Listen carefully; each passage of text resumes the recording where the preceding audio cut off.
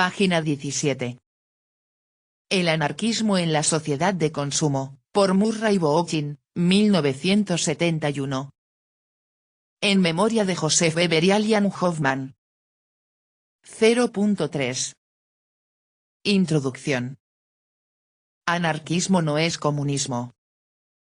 Hasta aquí nos hemos ocupado principalmente de las capacidades tecnológicas de la civilización burguesa, su potencial para sostener una sociedad post-escasez y la tensión que todo esto crea entre lo que es y lo que debiera ser. No caigamos en el error de imaginar que esta tensión flota vagamente entre abstracciones teóricas. Es una tensión real y halla expresión diaria en las vidas de millones de seres. Aunque con frecuencia en un plano intuitivo, la gente comienza a encontrar intolerables las condiciones sociales, económicas y culturales que hace una década, poco más o menos, se aceptaban pasivamente. TV escribe. La gente sabe que, para poder comprar una canasta básica, debe trabajar más. Lo sabe, pero no deja de consumir basura. Todos los alimentos azucarados, procesados industriales y enlatados, son veneno para la salud, y la gente no deja de consumirlos, lo hace por inercia, no piensa. Buena parte del ingreso se va en comprar porquerías en las tiendas de autoservicio. En cuanto el descontento se dispara, el sistema abre un poco la llave para que haya alivio, pero invariablemente, vuelve a presionar, a exprimir la vida de la gente que de manera ignorante, permite que ese juego perverso jamás se pierda. Bookchin escribe. El crecimiento del movimiento negro de liberación a lo largo de la última década constituye una evidencia explosiva de esta evolución. La liberación de los negros ha sido seguida por la liberación femenina, la juvenil, y la infantil sucesivamente. Cada grupo étnico y, virtualmente, cada profesión, son el teatro de un fermento que hace solo una generación hubiera resultado inconcebible. TV escribe. ¿De qué pretenden liberarse los negros, las mujeres y los jóvenes? ¿Quién es el carcelero? Bookchin escribe. Los privilegios de ayer se están convirtiendo en derechos de hoy en una sucesión casi embriagadora, entre los estudiantes, la gente joven en general, las mujeres, las minorías raciales y, a veces, entre los mismísimos estratos a que ha recurrido tradicionalmente el sistema en busca de apoyo. El concepto mismo de derecho es ahora sospechoso de expresar la soberbia de una élite que expropia y niega derechos y privilegios a sus inferiores. La batalla contra el elitismo y la jerarquía, reemplaza ahora a la lucha por determinados derechos. Ya no se exige justicia sino, más bien, libertad. La sensibilidad moral en materia de abusos, incluyendo algunos de carácter menor, según las pautas anteriores, ha cobrado una viveza que hubiera resultado increíble hace solo unos pocos años.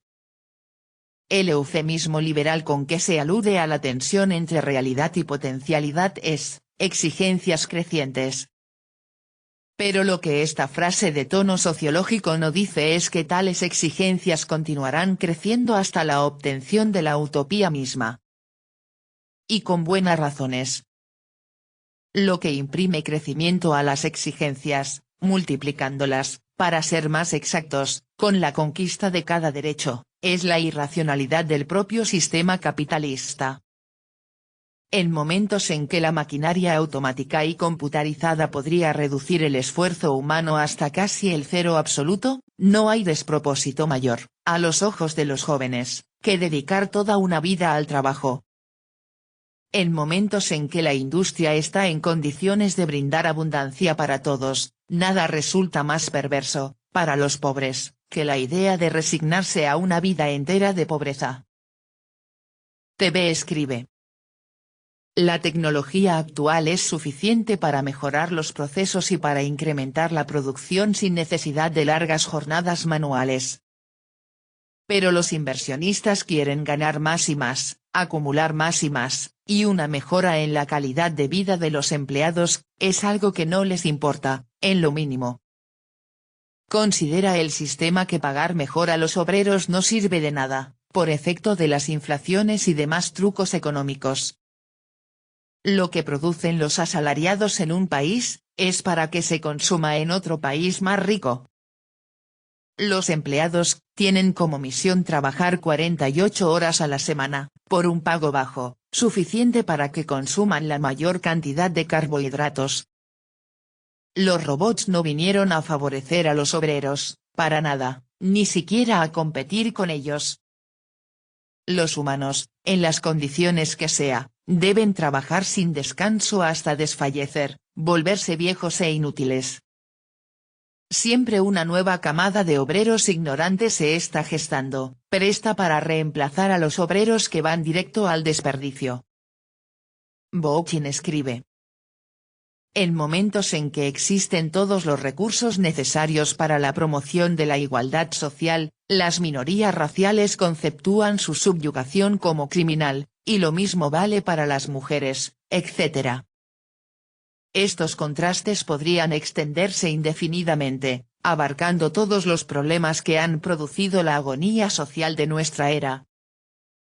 En su intento de defender la escasez, el esfuerzo físico, la pobreza y la explotación contra el creciente potencial determinado por el ocio, la abundancia, la libertad, en una palabra la post-escasez, el capitalismo se perfila cada vez más netamente como una sociedad irracional y, sobre todo, artificial. La sociedad actual está cobrando el aspecto de una fuerza totalmente ajena, y enajenante. Se nos presenta como el otro, por así decir, de los más profundos deseos e impulsos de la humanidad. En una escala cada vez mayor, la potencialidad está comenzando a determinar y conformar la vida nuestra de cada día, su concepto de la realidad, hasta arribar al punto en que todo lo relativo a la sociedad, incluyendo sus amenidades más atractivas, nos parece por completo insano, el resultado de una demencia social masiva. No es sorprendente que comiencen a emerger subculturas tendentes a enfatizar una dieta natural, contrapuesta a la dieta sintética de la sociedad, una familia extendida, contrapuesta a la monogámica, una libertad sexual, contrapuesta a la represión, una tribalización, contrapuesta a la atomización, una comunidad, contrapuesta al urbanismo, una ayuda mutua, contrapuesta a la competencia, un comunismo, contrapuesto a la propiedad y, finalmente, un anarquismo contrapuesto a la jerarquía y al Estado.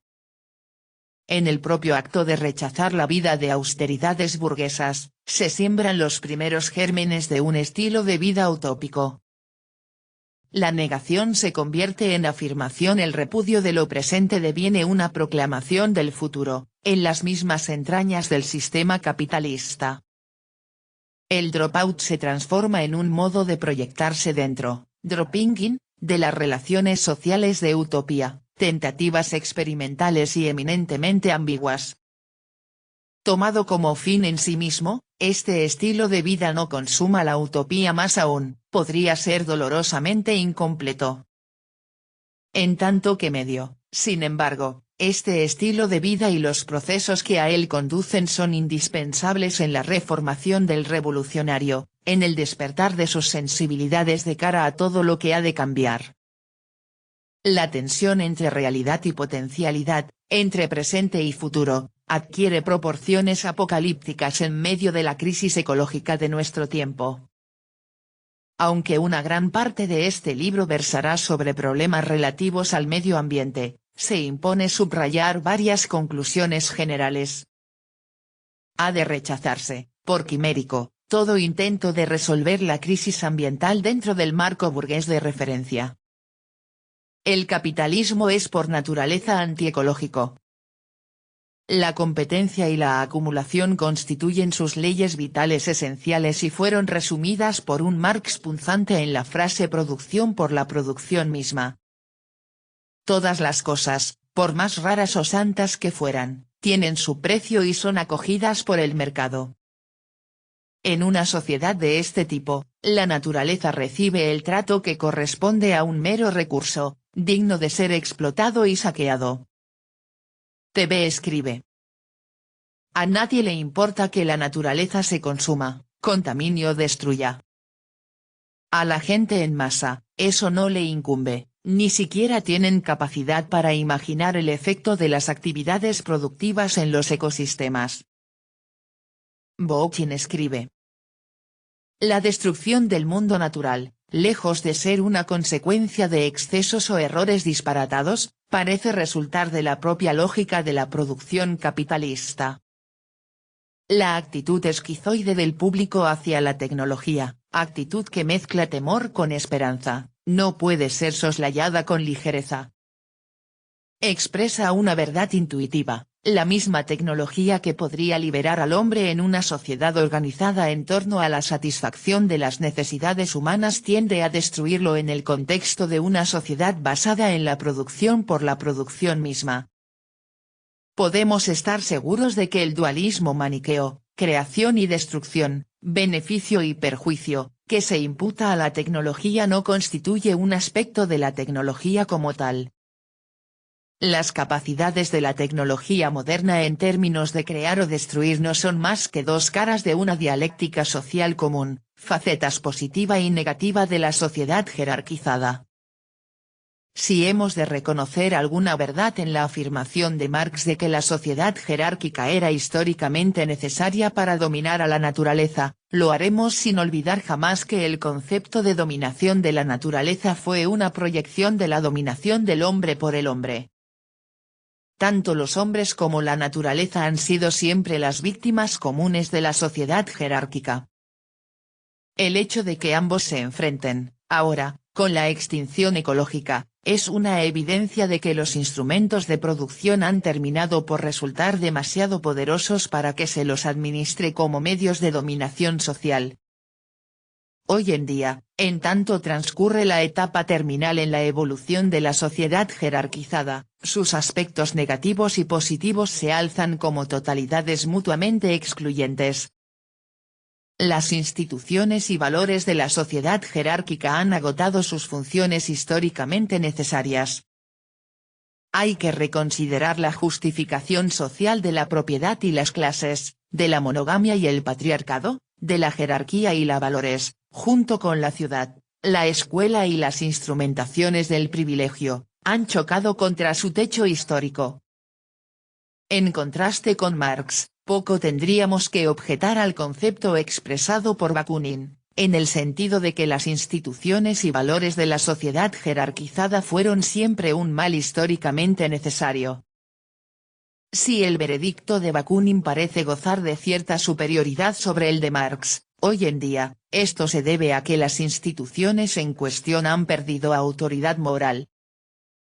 De ahí el aspecto reaccionario del proyecto socialista, que conserva aún las nociones de jerarquía, autoridad y Estado como partes integrantes del futuro postrevolucionario de la humanidad. Este proyecto también conserva, en consecuencia, los conceptos de propiedad, nacionalizada, y clases, dictadura del proletariado. Los diversos marxistas ortodoxos, maoístas, trotskistas, estalinistas y las sectas que resultan de las distintas hibridaciones de estas tres tendencias, mediatizan ideológicamente los aspectos negativos y positivos del desarrollo social general, precisamente en el momento en que son más irreconciliables que nunca, en un plano objetivo. En este mismo sentido, la revolución venidera y la utopía por ella generada deben ser concebidas como totalidades. Ningún área de la vida contaminada por la explotación ha de quedar intacta. He aquí lo revolucionario del movimiento de liberación de la mujer, que ha expuesto al público la sintaxis interna, la musculatura de la dominación. De este modo, el movimiento ha cuestionado a la propia vida cotidiana, dejando a un lado abstracciones como sociedad, clase y proletariado. En este punto no toca disculparme por el uso de la expresión genérica hombre, de género masculino. Careciendo de otros sinónimos para gente o individuos, reconozco que mi vocabulario está, sin duda, groseramente viciado. También debemos liberar nuestro lenguaje. A partir de la revolución ha de surgir una sociedad que trascenderá todos los quebrantos del pasado. Esta sociedad emergente ofrecerá a cada individuo, sobre todo, la fiesta de una experiencia total, multifacética, redonda. He descrito esta utopía como anarquismo, pero también pude haberla llamado anarcocomunismo, expresión equivalente. Ambos términos indican una sociedad descentralizada, sin clases y en cuyo seno las grietas creadas por la cultura de la propiedad privada sean trascendidas por relaciones humanas nuevas y desalienadas. Una sociedad anarquista, o anarcocomunista, presupone la distribución de los bienes conforme a las necesidades individuales, la disolución de las relaciones mercantiles, la rotación del trabajo y una decidida reducción del tiempo que se dedica al mismo. TV escribe. Un obrero, despierta a las 5 de la mañana, se apresura a vestirse y desayunar a la carrera. Sale corriendo como loco, a abordar el transporte que lo llevará al campo de algodón, plantación u oficina. Ahí se pasa 10 horas, hasta las 5 de la tarde, regresa a casa todo aporreado. ¿Y, todavía esperamos que ese pobre esclavo tenga tiempo para sí mismo? ¿Qué clase de burla es esa? Boukhin escribe. Sin embargo, esta descripción nos pinta nada más que una anatomía de la sociedad libre. Nos haría falta un cuadro de la fisiología de la libertad como proceso de comunicación. En efecto, nuestra descripción carece de las dimensiones subjetivas que ligan la reconstrucción de la sociedad con la de la psique. Es probable que los anarquistas hayan prestado más atención a los problemas subjetivos de la revolución que cualquier otro movimiento revolucionario. Desde el punto de vista de una amplia perspectiva histórica, el anarquismo es una emanación de la libido popular, una ebullición del subconsciente social que se remonta, bajo muchos nombres diferentes, a las más tempranas batallas de la humanidad. Es mínimo su compromiso con mamotretos doctrinarios. En su activa preocupación por las cuestiones de la vida diaria, el anarquismo se ha cuidado siempre de estilos de vida, de la sexualidad, la comunidad, la liberación femenina y las relaciones humanas. Su foco central ha apuntado siempre hacia el único objetivo social significativo que puede plantearse la revolución social, una reconstrucción del mundo de modo tal que los seres humanos resulten fines en sí mismos, y la vida humana una experiencia reverenciada e, incluso, maravillosa. TV escribe. Anarquismo, procura que la energía del ser humano, ya no esté disponible para los deseos de los parásitos humanos, que exprimen vidas, que arruinan vidas, que mantienen a los humanos trabajando como burros de granja. Cuando un ser humano tiene para sí una cantidad de horas al día, para vivir sin tener que rendir cuentas a otros, las tragedias humanas se disipan, porque eso de vivir atado, anclado a otros, vivir al pendiente de lo que hacen o dejan de hacer otros, es absoluta corrupción, es una vida plena de miseria que solo se alivia con la muerte. Boukhin escribe. Para la mayoría de las ideologías radicales, este objetivo no ha sido más que periférico. Con frecuencia, estas ideologías, enfatizando sus abstracciones en detrimento de la gente, han reducido a los seres humanos al papel de simples medios y todo en nombre, irrisoriamente, del pueblo o de la libertad. La diferencia entre socialistas y anarquistas no solo se presenta en los conflictos teóricos sino también en tipos contrapuestos de organización y praxis. Ya he señalado que los socialistas se organizan conforme a cuerpos jerarquizados. Por contraste, los anarquistas basan sus estructuras organizativas en el grupo de afinidad, reunión de amigos que no se refiere menos a sus relaciones humanas que a sus objetivos sociales. El propio modo de organización anarquista trasciende la fractura tradicional entre psique y mundo social. De presentarse la necesidad, nada impide a los grupos de afinidad una coordinación dentro de movimientos bastante amplios. Estos movimientos, a la vez, tienen la ventaja de que el control sobre la organización mayor lo conservan siempre los grupos de afinidad, sin delegarlo en los cuerpos coordinadores.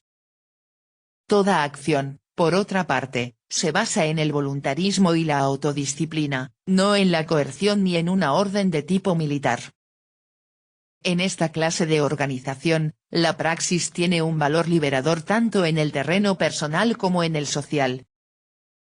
La propia naturaleza del grupo alienta al revolucionario a revolucionarse a sí mismo. Este enfoque liberador de la praxis llega aún más lejos en la concepción anarquista de la acción directa. Generalmente se considera a la acción directa como táctica, como método para abolir el Estado sin recurrir a instituciones y técnicas propias del Estado.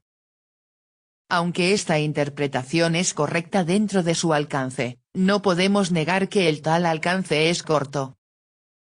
La acción directa es una estrategia revolucionaria básica, un modo de la praxis encaminado a promover la individuación de las masas. Su función consiste en afirmar la identidad de lo particular, dentro del marco de lo general. Más importantes que sus implicaciones políticas resultan, sin duda, sus efectos psicológicos, pues la acción directa despierta en la gente una conciencia de cada individuo, capaz como tal de modificar su propio destino. Aquí debería yo agregar que el eslogan "Poder al pueblo" solo podrá ponerse en práctica cuando los poderes ejercidos por las élites sociales se disuelvan en el seno del pueblo. Cada individuo recobrará, así, el control de su vida diaria. Si poder al pueblo solo significa poder para los líderes del pueblo, este último se mantiene tan indiferenciado, tan manipulable, tan masa, tan desposeído después de la revolución como lo estaba antes. En último análisis, el pueblo jamás podrá detentar el poder hasta que desaparezca como pueblo. TV escribe. El político astuto, proclama el poder del pueblo, para recibir el apoyo del brazo armado y linchador de las turbas humanas que tienen escaso entendimiento. ¿Y ese es el pueblo? Así se le encumbra, se le derrumba, se le ningunea, se le imponen decretos, leyes abusivas. Y el poder del pueblo, siendo poder de la clase dirigente, se convierte en una farsa típica y tradicional, que se aplica desde hace milenios. Culpar a los políticos de la miseria social, no tiene sentido, porque la miseria siempre estará presente entre la gente que aborrece la adquisición de conocimiento práctico, no conocimiento extravagante e inútil. Bourdieu escribe. Finalmente, la praxis anarquista también subraya la espontaneidad. Se trata de una concepción de la praxis como proceso interno y no exterior o manipulado. Mal que pese a sus críticos, este concepto no hace del mero impulso indiferenciado un fetiche. Como la vida misma, la espontaneidad puede darse en muchos niveles diferentes, puede estar más o menos empapada de conocimiento, intuición y experiencia. En una sociedad libre, la espontaneidad de un niño de 3 años difícilmente pertenecerá al mismo orden que la de un sujeto de 30 años. Aunque ambos se encontrarán libres para desarrollarse sin restricciones, la conducta de la persona de 30 años se basaría en un yo más definido y mejor informado. Del mismo modo, la espontaneidad podría darse más estructurada en un grupo de afinidad que en otro, tal vez mejor estacionada por el conocimiento o la experiencia. Pero la espontaneidad no es una técnica organizativa, así como la acción directa no se reduce a mera táctica operativa. La creencia en la acción espontánea forma parte de una fe aún más amplia, la fe en el desarrollo espontáneo. Todo desarrollo debe ser libre, para alcanzar su propio equilibrio. La espontaneidad, lejos de incitar al caos, implica una liberación de las fuerzas internas de un proceso evolutivo para que den con su orden auténtico y su propia estabilidad. Como veremos en los capítulos que siguen, la espontaneidad, en la vida social, converge con la espontaneidad de la naturaleza, sentando las bases de una sociedad ecológica. Los principios ecológicos que conformaron las sociedades orgánicas resurgen bajo la forma de principios sociales, para presidir la consumación de la utopía. Pero estos principios se alimentan hoy de las conquistas materiales y culturales de la historia. La ecología natural deviene ecología social. En la utopía, el hombre no regresa a su ancestral inmediatez con la naturaleza, así como el anarcocomunismo no reitera un comunismo primitivo. Tanto ahora como en el futuro, las relaciones humanas con la naturaleza observarán siempre la mediación de la ciencia, la tecnología, el conocimiento. Pero dependerá de la capacidad del hombre para elevar su condición social que la ciencia, la tecnología y el conocimiento mejoren a la naturaleza en su propio beneficio. O bien la revolución crea una sociedad ecológica, con nuevas ecotecnologías y ecocomunidades, o la humanidad y el mundo natural, tal como los conocemos hoy día, perecerán. Página 24.